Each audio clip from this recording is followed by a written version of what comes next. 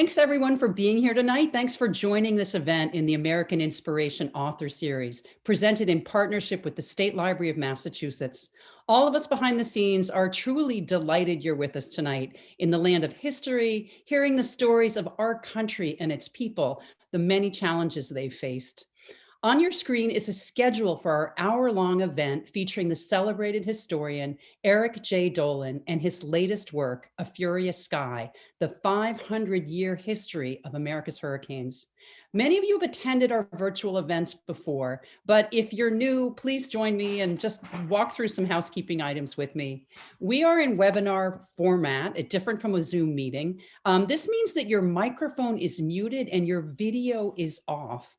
While we can't take your questions in the chat box, we will share some relevant links there, so do keep an eye out. We do want to hear from you, though, especially if you have a question for our author. You can place those in the Q&A box, the button at the bottom of your screen. Many of you submitted questions as you registered. Thank you for those. We got a lot of really great questions. If you think of others, please enter them into the Q&A and Eric will cover as many as possible. Tonight's talk is being recorded by my colleagues here at American Ancestors New England Historic Genealogical Society.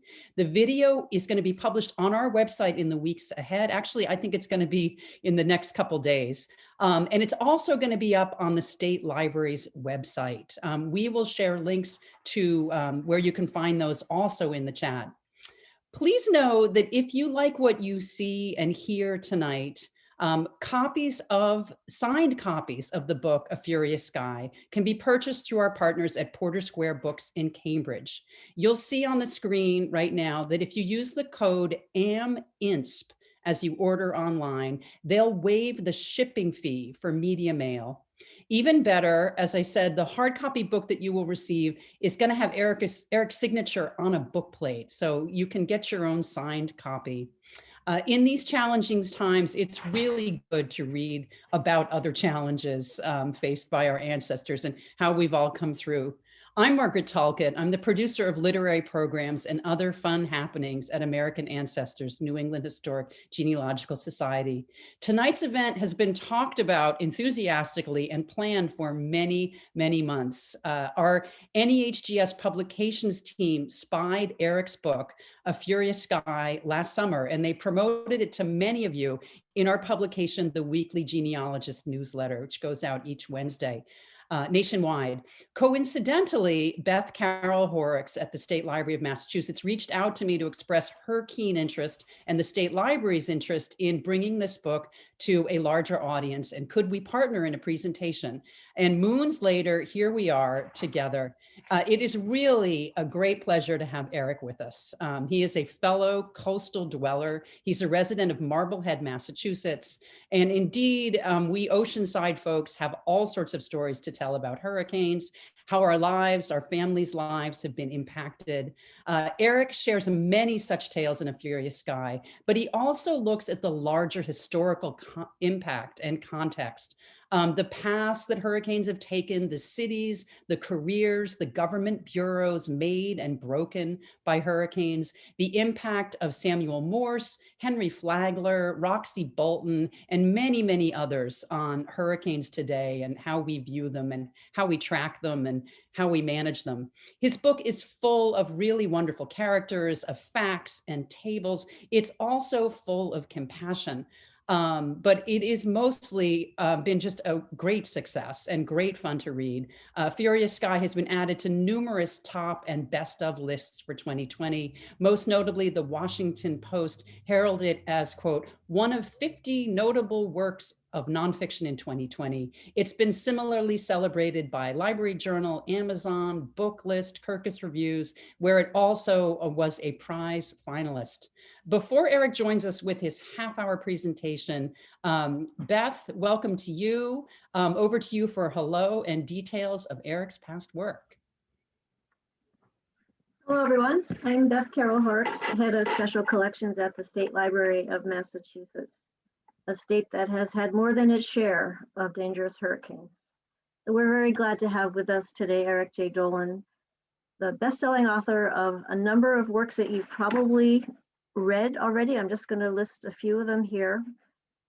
Leviathan, the history of whaling in America, brilliant beacons, history of the American Lighthouse, when America first met China, an exotic history of tea, drugs, and money in the age of sail, fur, fortune, and empire, the epic history of the fur trade in America, and most recently, before the publication we'll be talking about today, Black Flags, Blue Waters, is a claimed account of piracy in the Americas. So today's subject, his newest book, A Furious Sky, the 500-year history of America's hurricanes, has earned many prizes and high praise in reviews, as Margaret described in her remarks earlier. For those of us who grew up in New England will remember many of the hurricanes he'll be discussing from our family stories, which we've all heard many times, if not from our own personal experiences. So we'll turn now to Eric. Okay. Thank you very much for introducing me like that. And thanks to the New England Historic Genealogical Society and the State Library of Massachusetts. And let me just start my presentation here. Hang on a second, and here we go. Okay, and thank you all for showing up virtually. I wish we could be in person, but that is not fated to be. So while working on this book, I came across a great range of phenomenal stories that really caught my attention. One involved the Great Colonial Hurricane of 1635. And there was a ship, a small vessel called the Watch and Wait, that was leaving from Ipswich, Massachusetts, heading to my hometown of Marblehead, Massachusetts. And on board were 23 individuals, including a guy named Anthony Thatcher, his wife, and 4 of his children. As they sailed by Cape Ann, Massachusetts, a hurricane roared in, sent the ship careening into a ledge of rocks. The ship was demolished. Everybody on board, with the exception of Anthony Thatcher and his wife, were killed. They managed to struggle ashore on an uninhabited island, and they lasted for 5 days there before a ship came by. They were able to signal it, and they were taken to the mainland. The Massachusetts legislature was so moved by their tragic story that they granted him the island upon which he had foundered, which is known today as Thatcher Island, and it's part of Rockport, Massachusetts. Then there's this story from the Great Miami Hurricane of 1926. A few miles north of Miami in Fort Lauderdale, the hurricane's winds and waves crushed a house, pinning husband under a slab of cement. The wife tried desperately to wrench him free, but was unsuccessful, and the water continued to rise. He begged his wife to leave and save herself, but she stayed, held his head up higher. But finally, when it was apparent that she was going to perish too, she gave him a kiss and said goodbye and left the building. And unfortunately, he died. Then there's this story from a hurricane that many of you are familiar with, the Great Hurricane of 1938, which slammed into Long Island and New England on September 21st. On that morning, there was a man at the tip of Long Island who had been eagerly awaiting the arrival of a barometer in the mail. When he got it that morning, he opened up the package, and then he looked at the barometer, and he got quite upset, because the barometer's needle was pointing to a reading that was so low that it could only mean that a hurricane was rapidly approaching. Yet when he looked outside, the sun was shining and the ocean was relatively calm. Thinking that the barometer was broken, he wrote an angry letter to the manufacturer, hopped in his car, went to the local post office to mail it. He shouldn't have been so rash. By the time he returned from town, the hurricane had wiped his house and his gleaming new barometer away.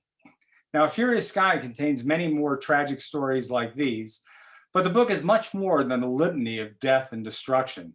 It also weaves together a great range of captivating themes. There's the intriguing history of meteorology, the influence of hurricanes on the course of empire, the outcomes of war, and the fortunes of individuals adds to the story. Critical innovations in communication, aviation, computer and satellite technology play an important part, as does the women's movement and its role in the naming of hurricanes. In the end, the history of America's hurricanes forces us to confront thorny questions of how we can learn to survive and adapt to the continued barrage that is sure to come from the greatest storms on Earth. Hurricanes are an inevitable and painful part of the American experience. Just as we can count on the sun rising and setting each day, so too can we expect hurricanes to periodically visit our shores. If you're among the many tens of millions of people inhabiting the East Coast, the Gulf Coast, the Caribbean, or Hawaii, hurricanes are looming threats that might invade your lives.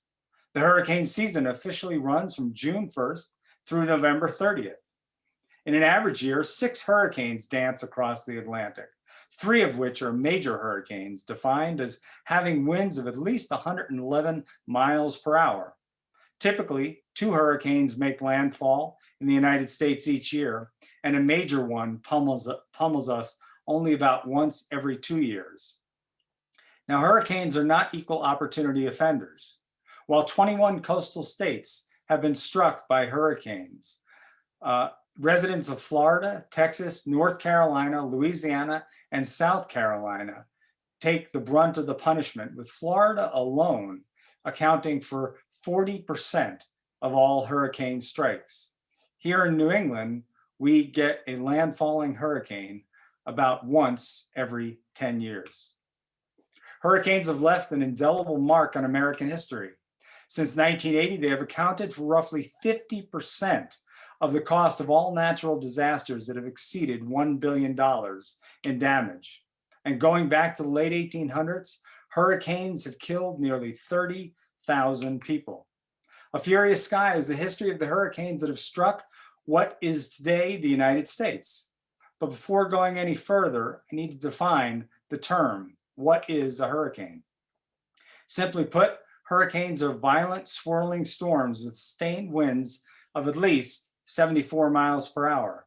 They generally form where the ocean's upper layer, down to about 150 feet, reaches the trigger temperature of 80 degrees Fahrenheit, thereby providing the heat energy needed to fuel the storm.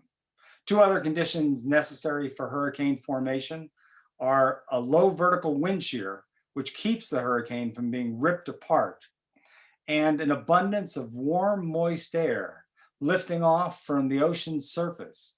As that air rises, it cools and condenses, and forming clouds and releasing heat, latent heat of condensation, which powers the storm. Hurricanes can be anywhere from tens of miles in diameter to up to 1,000 and over 50,000 feet high. They rotate in a counterclockwise direction in the northern hemisphere and clockwise in the southern. They're characterized by extremely low pressure and a relatively calm center called the eye, with the strongest winds taking place or occurring right in the eye wall. Many people have attempted to describe hurricanes over the centuries, including a teenage Alexander Hamilton, who wrote about a hurricane that slammed into his home island of St. Croix in August of 1772. Good God, what horror and destruction! It seemed as if a total dissolution of nature was taking place. The roaring of the sea and wind, fiery meteors flying about it in the air, the prodigious glare of almost perpetual lightning, the crash of the falling houses, and the ear-piercing shrieks of the distressed were sufficient to strike astonishment into the angels. Incidentally, that letter to his father was subsequently published in the local paper, and wealthy merchants on St. Croix were so impressed with this young person's ability to write that they pooled their money and sent him to New York to get a proper education. Now, hurricanes have had a significant impact on the course of colonial history. For example, 2 strong hurricanes barreled into the Caribbean in 1780, destroying numerous French and British warships and killing nearly 22,000 people. These 2 hurricanes greatly affected the course of the American Revolution. The hurricanes caused the French fleet to decide that staying in the Caribbean during hurricane season was not so wise. So when the next hurricane season rolled around in 1781, the French sailed north, not only to escape hurricane season, but also to help their new allies, the Americans, in their battle against the British. By following this course of action, the French played a key role in the crucial Battle of the Chesapeake and the ultimate American victory over the British in the Battle of Yorktown, which ended when Lord Charles Cornwallis surrendered to General George Washington on October 19th, 1781. Now, of course, hurricanes didn't cease with the founding of the United States, and many hundreds of them have pummeled our shores in the last 237 years, including the Great September Gale of 1815, which was just a hurricane by another name that slammed into New England. And this painting, contemporary painting done a few years after the hurricane, shows a downtown scene in Providence, Rhode Island. The Galveston Hurricane of 1900 leveled the city and killed at least 6,000 people, making it the deadliest natural disaster ever to strike the United States. The Labor Day Hurricane of 1935 ripped through 3 government work camps located in the Florida Keys, killing hundreds of World War I veterans who were building a highway to Key West. It is still the most intense Category 5 hurricane to hit the United States mainland, with maximum sustained winds of 185 miles per hour and gusts of more than 200 miles per hour. At one of the work camps, a doctor came upon a veteran named Elmer Kressberg, who was impaled by a 2x4 that went clear through his chest. Kressberg was still alive and amazingly calm given the circumstances. The doctor told him that he wanted to pull out the piece of wood and offered him a shot of morphine to dull the pain. Kressberg refused, telling the doctor it didn't matter since he was going to die as soon as the wood was removed. What he really wanted was a last drink, and he asked for 2 beers, which were quickly provided. After finishing them, Kressberg said, "Now pull." The doctor did, and Kressberg died. The Great Hurricane of 1938 delivered a body blow to New England, resulting in damages of $300 to $400 million and killing 680 people, making it the most devastating natural disaster ever to strike New England. A 200-mile wide swath of slicing winds snapped or toppled a few billion trees. While that was an immediate disaster, it did have one wonderful consequence. This is a picture of fall foliage in Vermont. These brilliant colors are due in part to the hurricane of 1938. By knocking down huge numbers of pine trees, deciduous trees were able to rise up in their stead and give us those brilliant fall colors. Hurricane Carol, which struck the eastern tip of Long Island and then rammed into New England in late August of 1954, left 60 people dead and caused nearly $500 million in damage. The most iconic casualty of Hurricane Carol was the steeple at the Old North Church in the north end of Boston, actually, which tumbled to the ground. You can see in this collage of pictures. Actually, it is not the first time this happened. Twice before, during major storms, one of which might very well have been a hurricane, that steeple was blown off the church's roof. But after Hurricane Carol came roaring through, the people who operate the church decided they weren't going to let Mother Nature dictate the terms of the next contact from a hurricane. So the steeple now is supported by steel girders. Hurricane Camille in August of 1969 clobbered coastal Mississippi. Of the many people who suffered, none had a greater burden to bear than Paul Williams Sr., the longtime caretaker at the Trinity Episcopal Church in Pass Christian. The night that Camille came ashore, Paul, his wife Myrtle, and most of their children chose not to evacuate and instead repaired to the auditorium attached to the church. The hurricane demolished the auditorium, and in the end, 11 of Paul's children perished, along with 1 grandchild and his beloved wife, Myrtle. Hurricane Andrew struck Miami on August 24th, 1992. It tore a 30-mile wide swath of misery through Miami-Dade County. A staggering 126,000 homes were damaged or destroyed, leaving more than 160,000 people homeless overnight. Total damage approached $27 billion. Zoo Miami was especially hard hit. About 300 rare birds were lost when the aviary was blown down. And to shelter the Caribbean flamingos, the people who worked at the zoo decided to place them in the men's bathroom, which is shown in the picture here. Hurricanes rarely strike Hawaii, but there have been a few of note. The most memorable being Hurricane Iniki, which made landfall on the Hawaiian island of Kauai on September 11, 1992. It killed 6 people and cost $3.1 billion. It also forced director Steven Spielberg to cancel the final day of shooting for Jurassic Park. Everyone associated with the film crammed into the crowded ballroom at the Westin Kauai. But during the hurricane, Spielberg led cameramen down to the wharf to film the massive waves crashing into the island. That footage, if you remember, actually made it into the film. The crew survived, and a few weeks later, Spielberg filmed one last scene on Oahu, since all of the sets on Kauai had been destroyed. At the end of August 2005, Hurricane Katrina ravaged parts of Florida, Mississippi, Alabama, and Louisiana, costing $125 billion, making it the most expensive hurricane ever to occur in the United States. It left about 1,800 people dead in Mississippi and Louisiana, with Louisiana having the lion's share.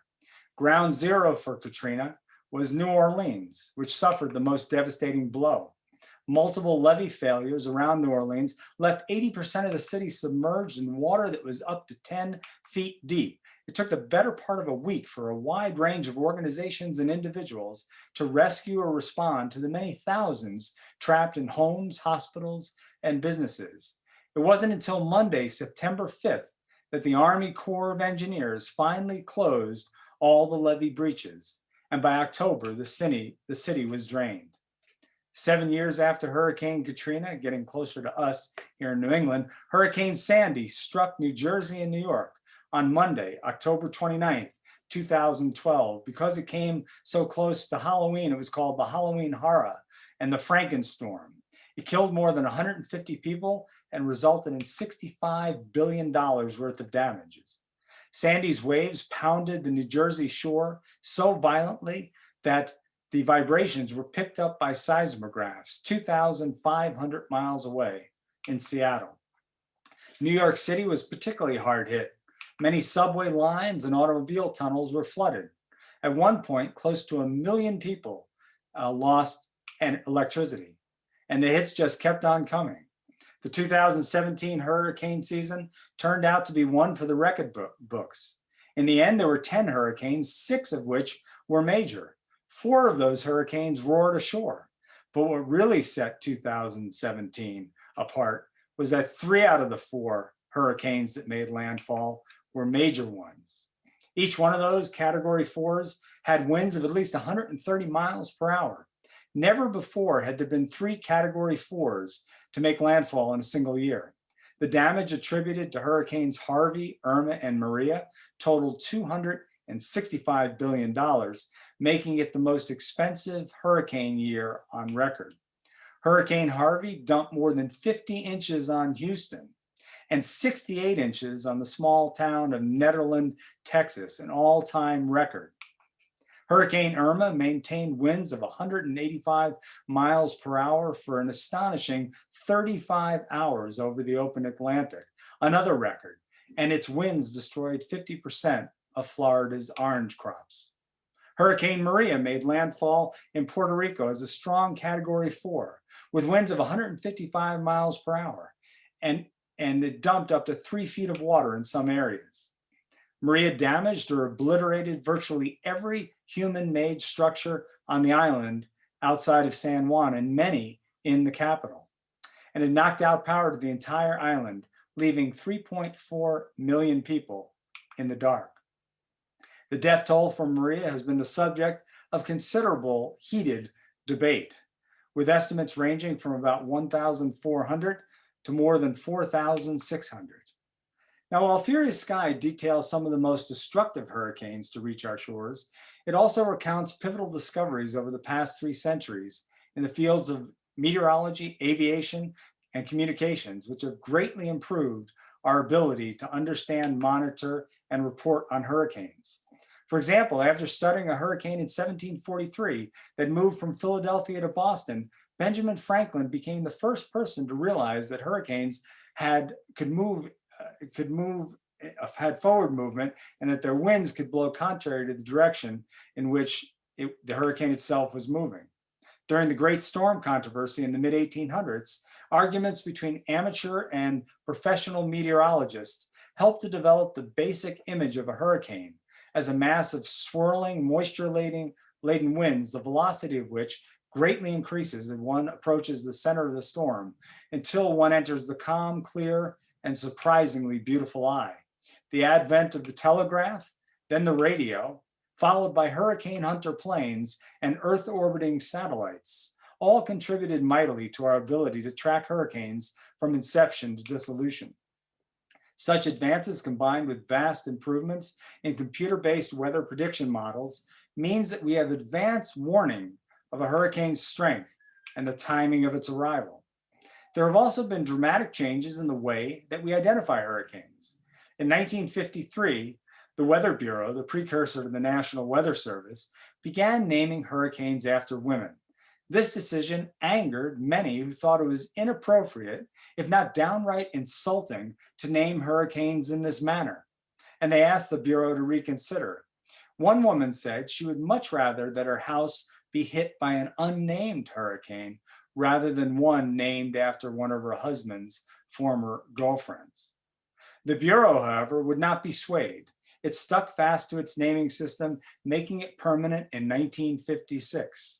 Protests died down, that is, until Roxy Bolton spoke up. Bolton was a vice president of the National Organization for Women.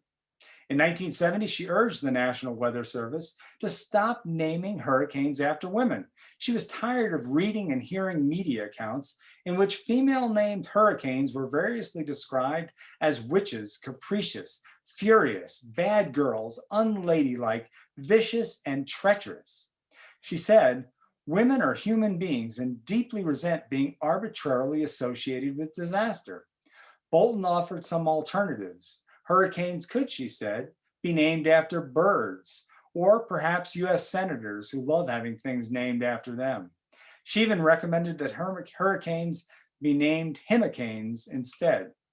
The service refused to budge.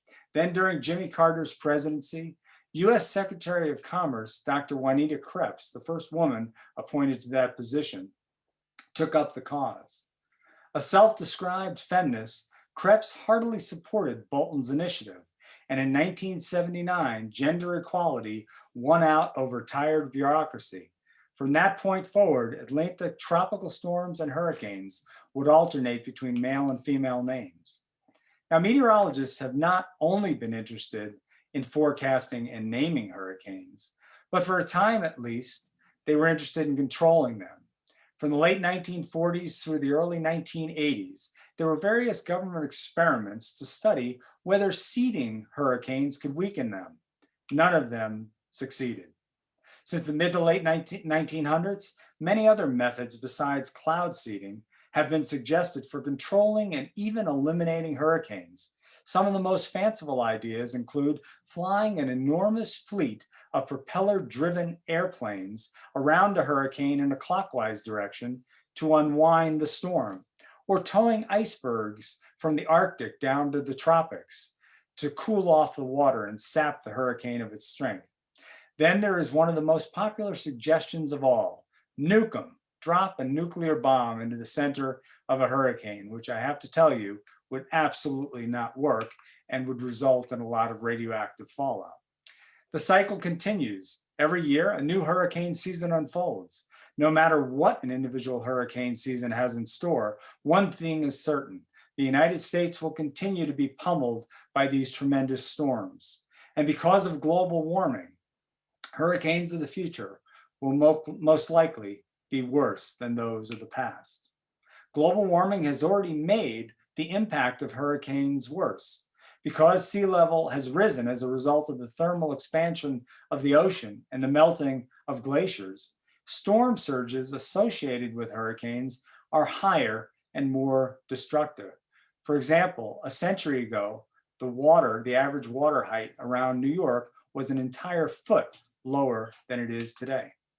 A growing number of studies have found strong evidence linking global warming to increased precipitation during hurricanes. The reason is that warming leads to more evaporation, and warmer air is able to contain higher concentrations of moisture, which can come down as rain. Considerable research also predicts that warmer oceans, which provide more energy to the hurricanes, will make the winds produced by these storms much more powerful. Thus, under the warmer conditions which are predicted to take place later on in this century, it is likely that hurricanes will be stronger and wetter. And there's an increasing number of studies that have also shown that under warmer conditions, hurricanes might move more slowly and linger longer. And that means that the areas that get struck by them are likely to be subjected to the rain and the winds for a longer period, only increasing the damage amounts. At this moment, nobody can say with absolute certainty exactly how hurricanes will change in the future as a result of global warming. Scientists would be the first to admit that there are still many unknowns, as well as limitations in the data and modeling that make it exceedingly difficult to predict the impact of a warmer world on these massive storms. The mounting scientific consensus that an increase in global warming will likely make future hurricanes worse, however, is not encouraging. But even if global warming causes no difference in future hurricanes, society still has to grapple with a hurricane-filled future. And as more and more people move to the coasts, the potential impact of hurricanes will only increase. As this book was heading into the final stage of production, Hurricane Dorian riveted the nation. Beginning in late August of 2019, Americans watched the round-the-clock coverage of this rapidly intensifying storm as it marched slowly across the Atlantic. Each day, reports became more alarming as Dorian not only grew into a monster Category 5 hurricane, but also appeared to be heading directly for the east coast of the United States.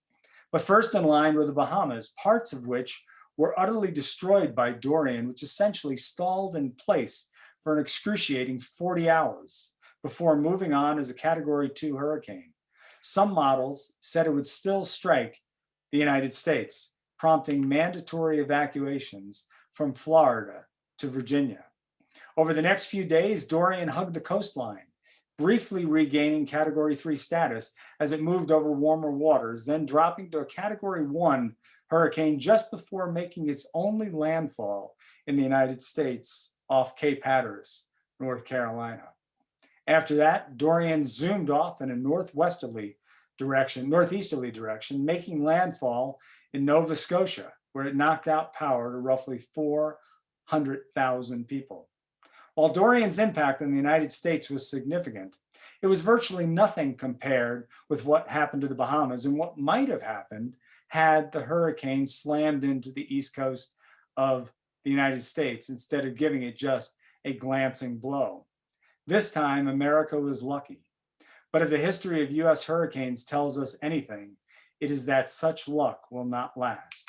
And this is my final slide. This is me a long time ago in 1991, right after Hurricane Bob had struck New England.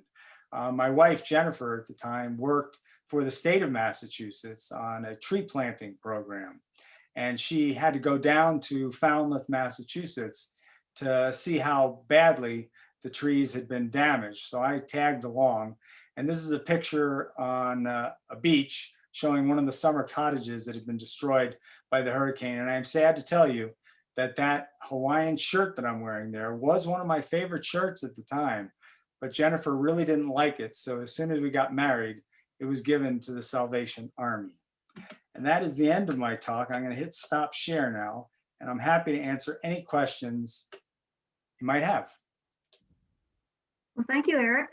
Sure. We do have quite a few questions, most of which came through the registration form, and Margaret and I will be alternating asking you those questions. The good news is that you've answered many of them in your presentation. So I think people will be very happy about that. So we had a surprising number of questions about the 1635 hurricane, especially in Massachusetts. And that's of great interest to those of us in the State Library of Massachusetts because we have the original manuscript of William Bradford's Of Plymouth Plantation.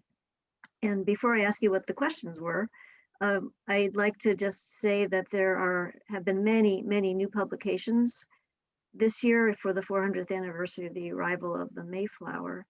And two of them are by the institutions presenting this talk tonight.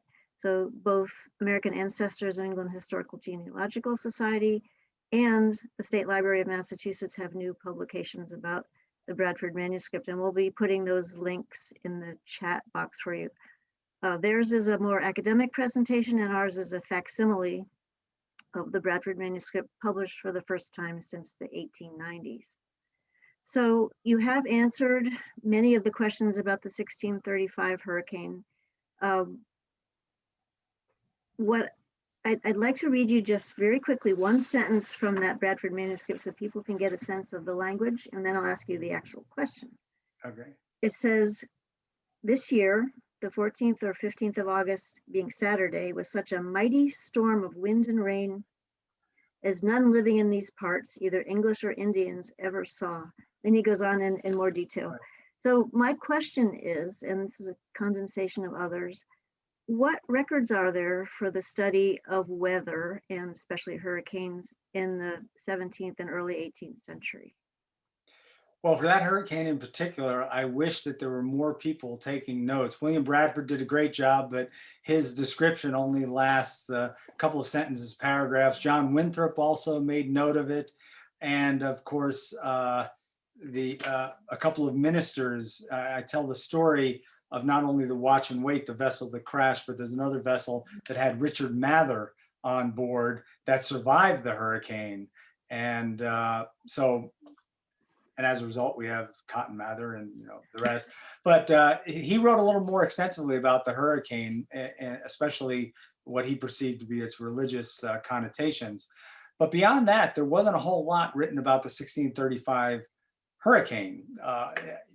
Maybe dedicated genealogists who can search even more obscure databases than I was able to get to might find some hidden nuggets. But throughout the 1700s and 1800s, there is a lot of information about hurricanes that struck the colonies. A lot of it comes from diaries of individuals who lived on the coast. Starting in the very late 1600s, really the early 1700s, you started to have more newspapers came on board in the early 1700s, and they would report on it, like the Boston Postboy or Hartford Courant. So you started to get more and more information, especially since those newspapers often didn't have extensive stories, just slice of life stories. What they did have were stories about anything that affected commerce. That was a big topic.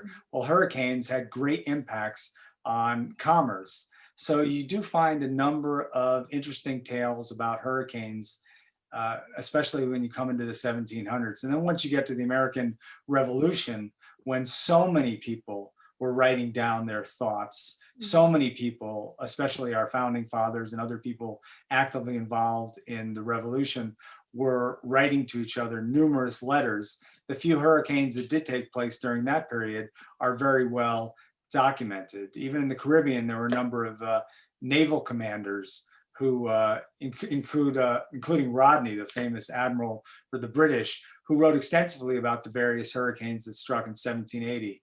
So I think for somebody looking for information about their ancestors who might have lived through a hurricane, the first stop would be to see if your ancestors wrote anything about it, but then go out in larger and larger concentric circles and see what other kind of diaries there might be.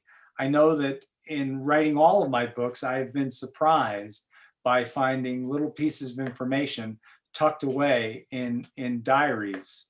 And it's been a great source of information that has filled in a lot of holes.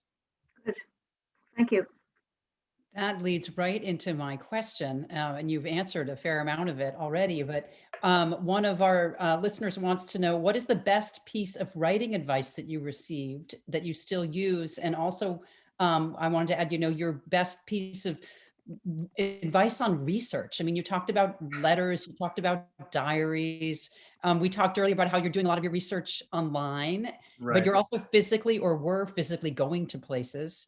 Right. You've written so many wonderful books. What's your process? Uh, well, a number of things. First, one of the pieces of advice I got from my PhD advisor when I was at MIT, he said, don't let better be the enemy of good enough. He didn't originate that. That's a quote that's been paraphrased various times for hundreds of years. But I do keep it in mind because no matter what topic I've written on, I could have been writing for 4, 5, 6, 10 years and keep going. So one thing that's very valuable when you're a writer is to have a deadline. And I have contracts that have deadlines. And I also have a life and a wife and 2 kids that went to, well, one is out of college, one's in college. And I've been a full-time writer since 2007. So this is just my job. It's no different from any other job.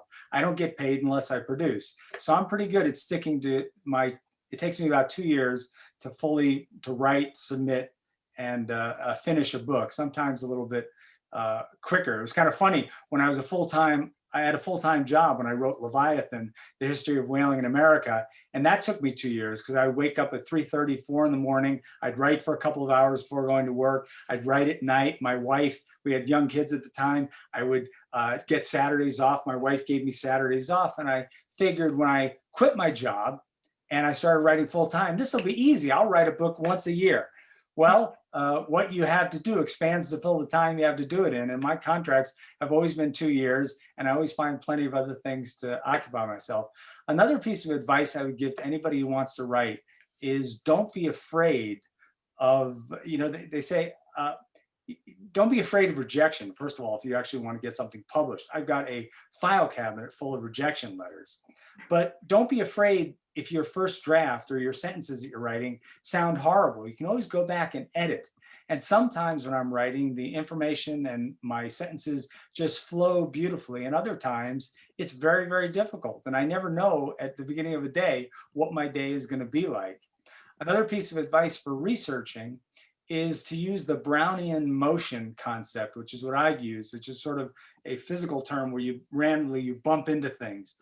A lot of my books have come about because I came across a sentence or a paragraph in a book that I was reading from my prior book that made me go, wow, that's interesting. A good example goes back to the Plymouth colony. When I was writing my book on,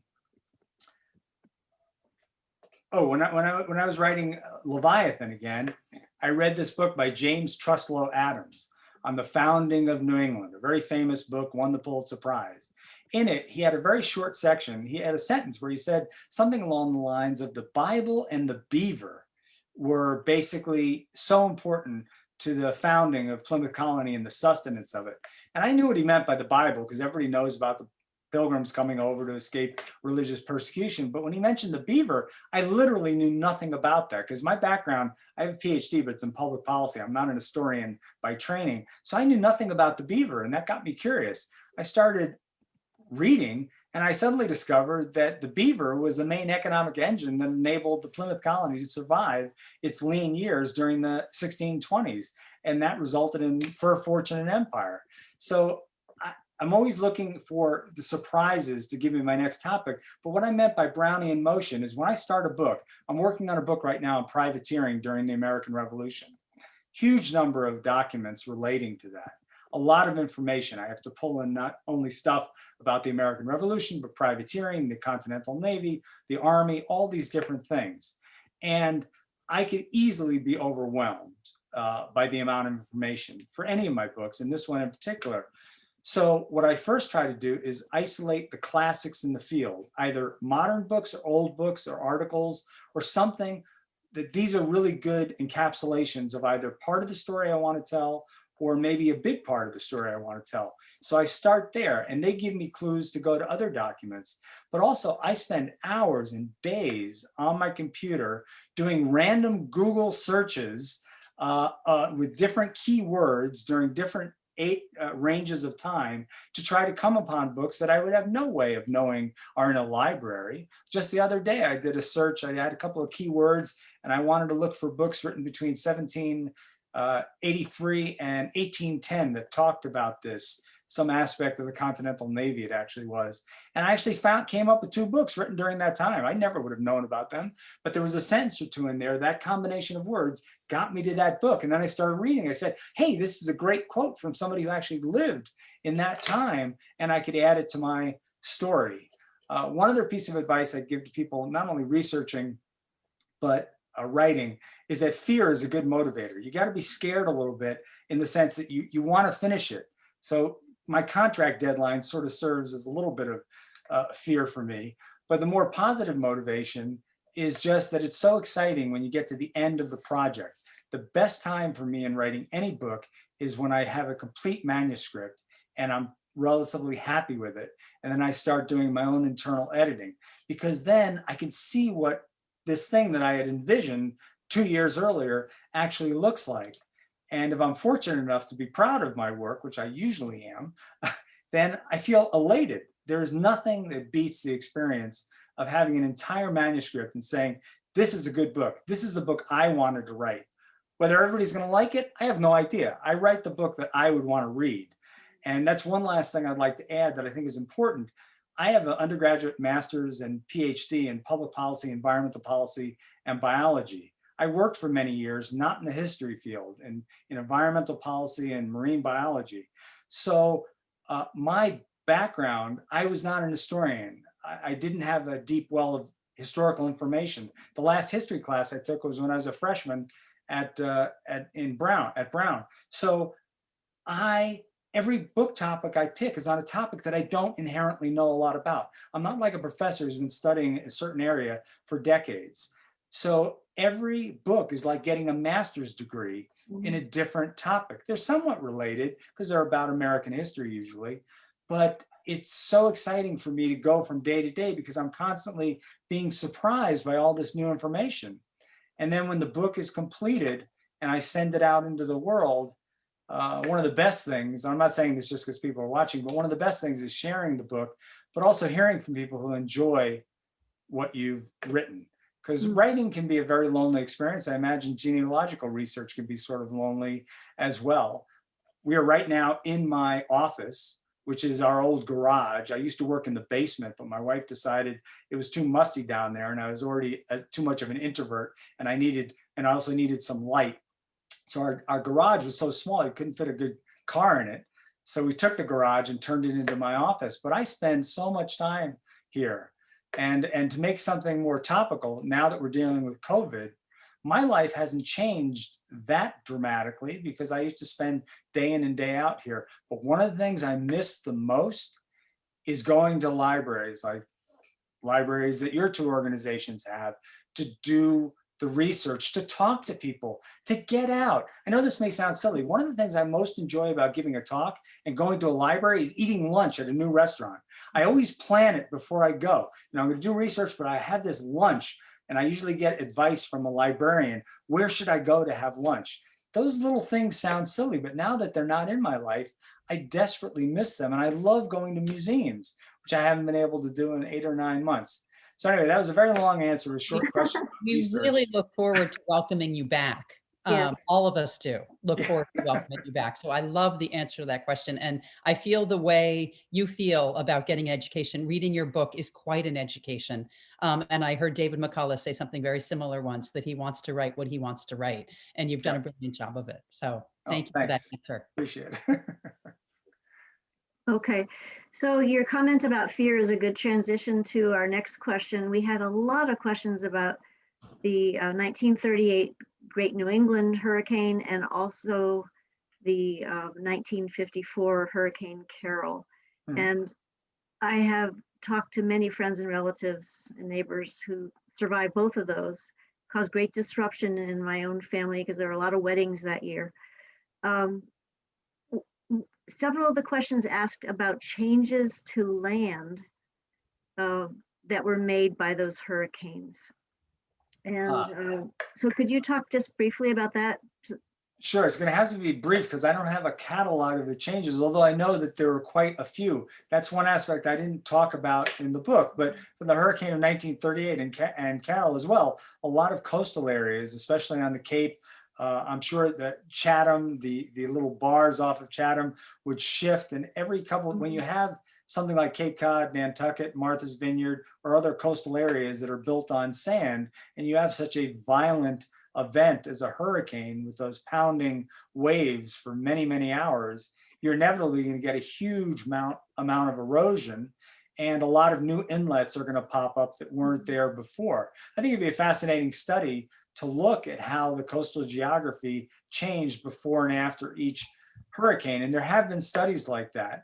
One thing I could tell you that is particularly sad, not only here in New England, but down the East Coast, not the whole East Coast, but certainly in the Gulf Coast, is how rapidly we, and when I say we as a country or states or regions, have destroyed our coastal wetlands and marshes, because coastal wetlands are natural shock absorbers for hurricanes. And one of the reasons why Hurricane Katrina and other hurricanes in that area are so devastating is because they've lost hundreds of thousands of acres of coastal wetlands due to development.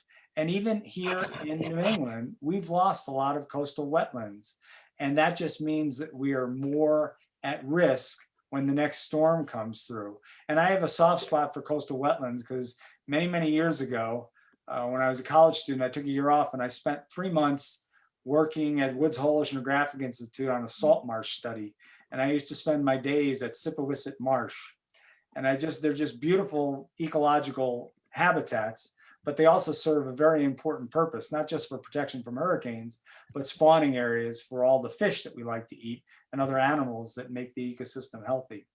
So I wish I could give a more specific answer pointing to a number of places along the coast that were devastated by Carol and the hurricane of 1938, but I have to go do more research to do that.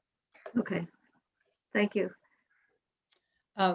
Lots of folks have been asking about the question of how you measure hurricanes in terms of impact. And, you've got some wonderful charts at the end of the book that measure economic impact of hurricanes. Right. And I think Katrina's at the top. Right.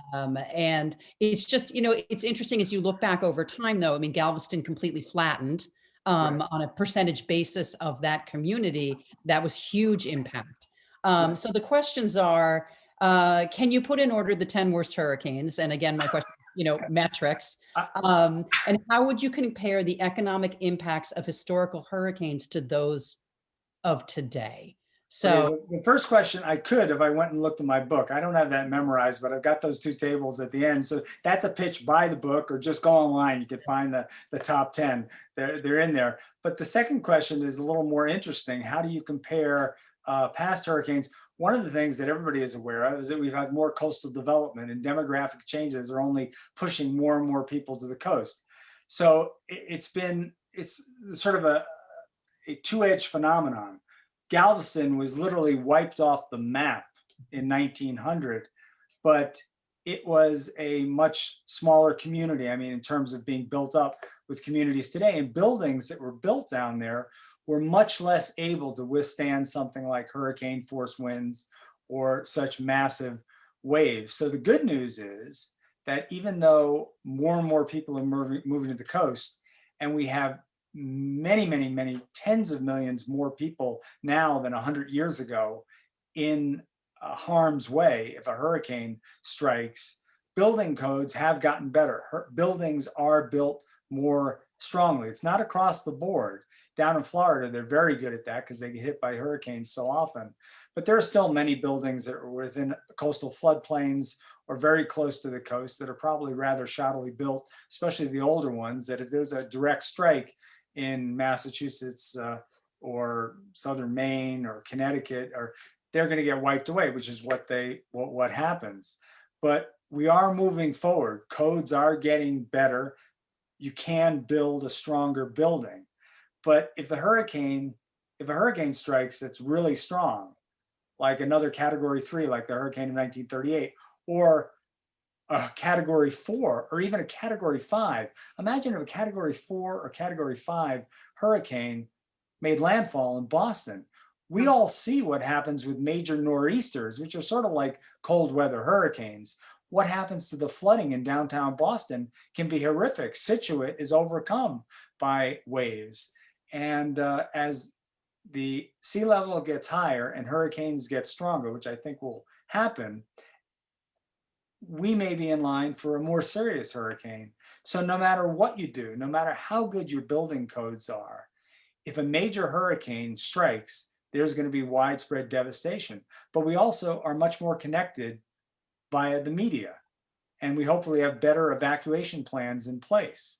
So even though our buildings may be destroyed, death rates in hurricanes, with the big exception of Katrina, have consistently been going down on a per capita basis, relative to how many people were in the area, because more and more people are able to drive away or leave the area.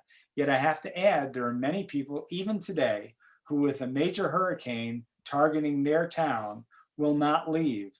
And there are such things as hurricane parties, people getting drunk in the face of disaster, which I don't advocate at all. So I don't want to bring everybody down. Here I am in New England. I live in Marblehead. I am not right on the coast. As you know, writers don't make that kind of money. I'm about a quarter of a mile away from the coast. So I don't think a hurricane will hit us in terms of water, but certainly wind. But we are going to be, New England, I know for a fact, there is going to be another powerful hurricane that is going to make landfall someplace in New England. And my guess would, based on averages, it's going to be in the next 5 or 10 years. And with ocean waters getting warmer, not only is it moving species north, like lobsters and cod and other species, but also warm water, as I said earlier, is the fuel for hurricanes. So if the water in the Gulf of Maine is a couple of degrees even warmer than it has been historically, that means that a hurricane that sweeps up the East Coast and doesn't get thrown into the middle of the Atlantic Ocean because of the force of the Bermuda High and hits New England, it'll have warmer water underneath it, and that'll give it more strength. So the likelihood of having stronger hurricanes hit this far north also increases. Well, that's not great news. Okay. So Beth, do you want to ask your last question, or do we feel that he's answered it, or? I think we should probably move on. Okay. That last meeting. You really covered it. I think Beth was going to ask about the future. Yeah, that we could take hours. we gotta look at that. So being respectful of everyone's evening and everyone's time, maybe we move right to the closing. But first, I want to turn to you for a reading of the book. We're looking for a little bit of inspiration, and I had a funny conversation about how, that it was hard to find inspiration in a hurricane book, but I think maybe then some can-do spirit to get us through the winter, or at least a bit of humor. So, but before we share our last thoughts, go ahead with your last reading. I will. I had to put on my glasses because all these years of researching and looking at computers, my vision has gotten worse. Yes. Okay. This is about the hurricane of 1938. The actress Katherine Hepburn was caught equally off guard. Already famous for starring in which she received her first Oscar, Hepburn was at her family's rambling Victorian summer home in the Fenwick area of Old Saybrook, Connecticut. Taking advantage of the prime beachfront location, the 31-year-old Hepburn went for a swim at 8 a.m. With the sun beaming down, a light breeze playing over the sound, and mere ripples on its surface.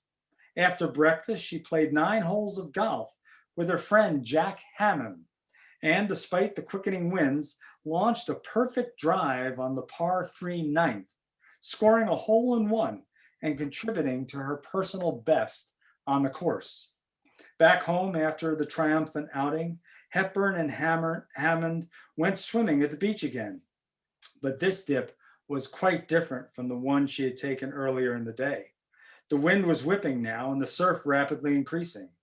They had fun jumping the waves, and when they got out, it was impossible to stand without leaning into the wind. The sand flying through the air stung their exposed skin.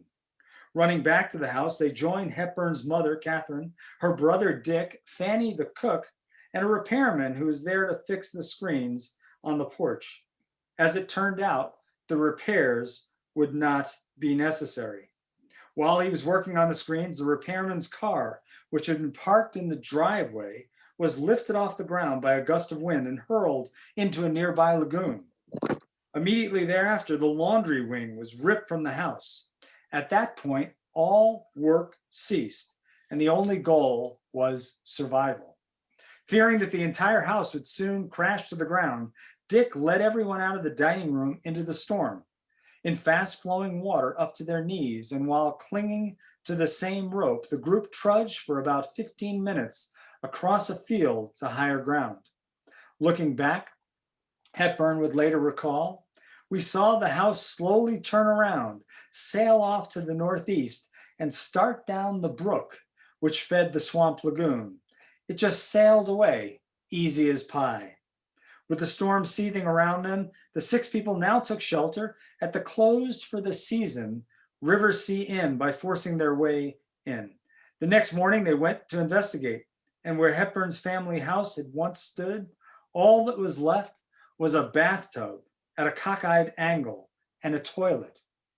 Upon reaching the Saybrook Telephone Company offices, Hepburn finally got through to her father in Hartford. She assured him of the family's safety, and when she told him that the house was gone, he responded, "I suppose you didn't have brains enough to throw in a match before it disappeared. I'm insured for fire." Well, thank you, Eric. This is a great time to hear about human resiliency and the fact that so many of our ancestors and so many of our buildings survived these storms. Gives us hope for the future. Yeah. So before we move on to our closing comments, I'd like to remind you that the book with author's signature is available for purchase through a special arrangement with Porter Square Books, and you'll see the information about how to order that and the code to use to get the free shipping on your screen right now. And we have that information in the chat as well. So our next slide shows, it's a good time to tell you quickly about a new collection that the State Library of Massachusetts has just assembled on the New England Hurricane of 1938. So you'll see on the screen some sample postcards from that collection, and we'll have the finding aid and the information about that available for you very soon. But we're all excited about hurricanes. So Eric, I know that you have done research at the State Library of Massachusetts, and I hope that you and all of our participants today will feel welcome to come visit us in the Massachusetts State House after we reopen. We are currently closed to the public. In the meantime, we invite those of you who don't know us well yet to start with our website, where you can learn all about our resources, our services, and our great collections. And the URL to start that investigation is right there on your screen. You'll see on the next slide just a sample of images from our collections. They are rich, they're varied in subject and in format, and most of our holdings document Massachusetts history and government. So I hope you'll come visit us. And then our last slide will show you that we're having 2 author talks coming up in February.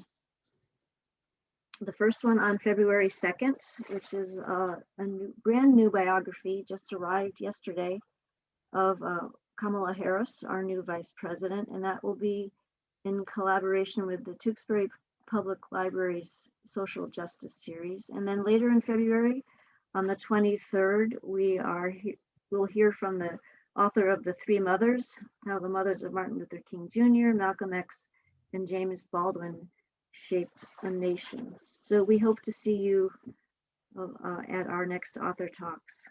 So thank you, and we'll turn now to Margaret. Thank you so much, Beth, and I'm looking forward to that event on Feb 23rd. We at American Ancestors NEHGS are delighted to have presented this evening, revealing historical knowledge and some amazing true stories. I wanted to mention quickly, if you have a story you want to research and a keen interest in family history, yours or others, please know that our research library is just the place for you too. Here at American Ancestors, our doors, our virtual doors are wide open. You can visit our digital archives through americanancestors.org and connect with our genealogists on the phone, over Twitter, and also through our website. You'll find lots of free educational resources there, including a videotape of tonight's program. And you can also look at upcoming author events or visit past author events, webinars, past and present, and we would love to see you there. Our mission is to educate, inspire, and connect. Driven by our love of history and American stories, we will be presenting more virtual author talks in this year. Next Tuesday, January 19, we're partnering with GBH Forum Network to present Nadia Owusu with her book Aftershocks. It's a deeply felt memoir about race and families and identity. As an 18-year-old, Nadia landed in New York City, born of an Armenian American mother who grew up in Watertown, and a father from Ghana, a UN official. This is her tale of being mixed nationality, mixed race, with a US passport, but with little comfort in our American way of life. She also lacked an understanding of her family. The tragic life of her relatives touched by earthquakes and genocide, and on the other side, imbued with royal traditions. You should join us next Tuesday. Also with her will be Jessica Shattuck, local Boston author, the best-selling novelist, who herself has a very remarkable history, more from Europe. On February 4th, the Boston Public Library and GBH are presenting a history of medicine with us. The Doctors Blackwell, how two pioneering sisters brought medicine to women and women to medicine. Author Janice Nomura will be with us in conversation with Perry Klass, the New York Times columnist, also a doctor and an author in New York. And then on February 18, with the Stanford law professor, Richard Thompson Ford, we'll look at the history of clothing with the book Dress Codes, How the Laws of Fashion Made History. Professor Ford will be in dialogue with Petra Slinkard. Petra is a curator of fashion and textiles at the Peabody Essex Museum in Salem, Massachusetts, and they should have a really interesting dialogue about dress codes through the ages and what fashion and lack of fashion means. Don't miss hearing from them. We hope you'll join us again virtually in this new year. And thank you now. Thank you, Eric. Thank you, Beth. Thank you to all of you out there for joining us tonight. We wish you a safe and an inspirational evening. Stay warm, keep reading a good book, and good night from all of us. Thank you so much for joining us. Thank you.